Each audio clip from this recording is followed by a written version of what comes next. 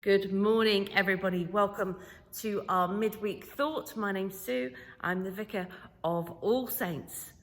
And this morning I'm here in the building because I've been filming the end of term assembly message for Westfield Primary. And so I thought I'd stay here and record our midweek message as well. Just one notice this week. First of all, one notice, and then I say first. One notice is about saying thank you to everybody who came and picked up cream teas on Saturday. I think in the end we made and distributed 110 cream teas, and that doesn't include the cream teas that the team had at my house when we had lunch to celebrate Fiona. Thank you so much for your generous donations. We raised over £500. Some of that is going back into Honeycomb to pay for the boxes that we gave away during that lockdown period to bless those in their homes. And then we're also going to use it to fund the youth cafe. We made a decision that that would be free as a PCC, and so Honeycomb want to bless the youth cafe and make sure they've got enough money to cover their running costs for the next year, just as soon as they can open.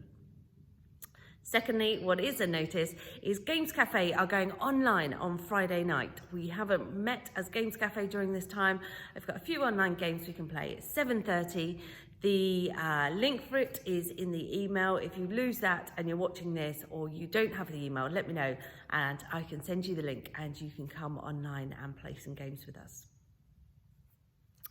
But for our midweek message this morning, I don't know if you ever get those earworms, things in your head, and you just keep thinking about the same song or perhaps the same verse or the same thoughts. And in my head this week, there's been different things going on. As you know, into our Facebook group each morning, I put a song and a thought.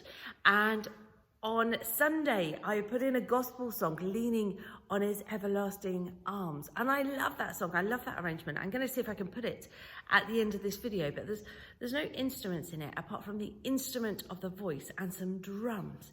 And there's such joy and such celebration in that song. And that whole idea that they're leaning into the Father's everlasting arms was really precious to me, and that's just been going around in my head. And at the same time, this horrible phrase, our new normal. And I've been thinking about, what does it mean? I don't think I want us to go back to normal, and I don't want this to be our new normal, because this isn't right. And thinking about what will be normal for us in the future.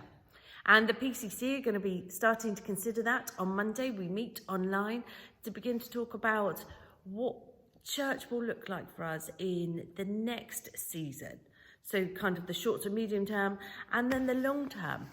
And part of that will be thinking about what have we gained during this time. We know that God doesn't waste anything. He works all things for his good, and he won't have wasted this time.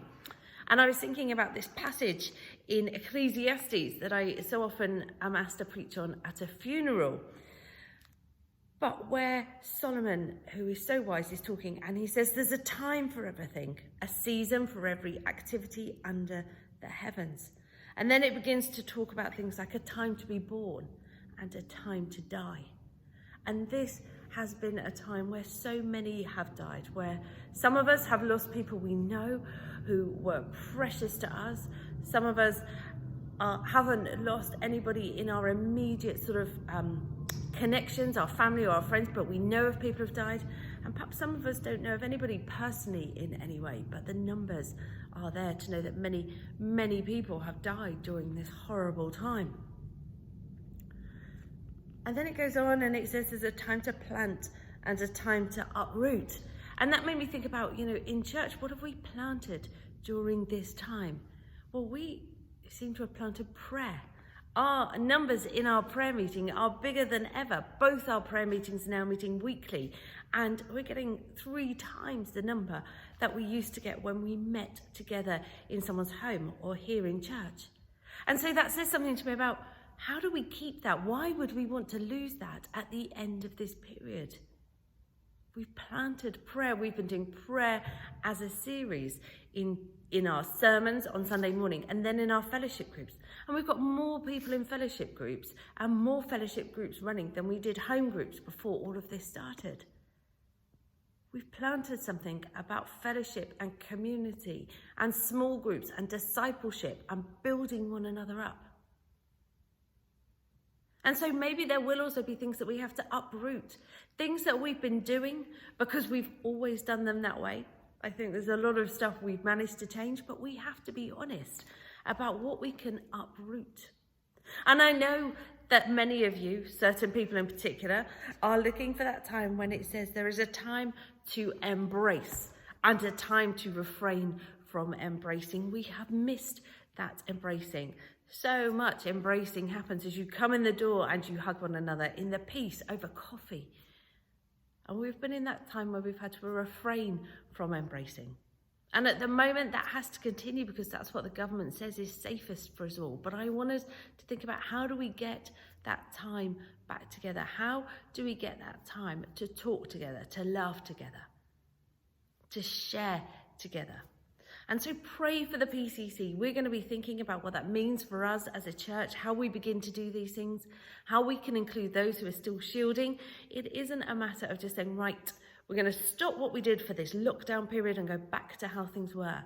I don't think that's what God wants us to take from this season. It's a time where things have been planted. And maybe now we're going to be in a time where we uproot things. And things that we did do won't be things that become part of whatever our new normal might be. Take care, everyone. Have a really good week. God bless.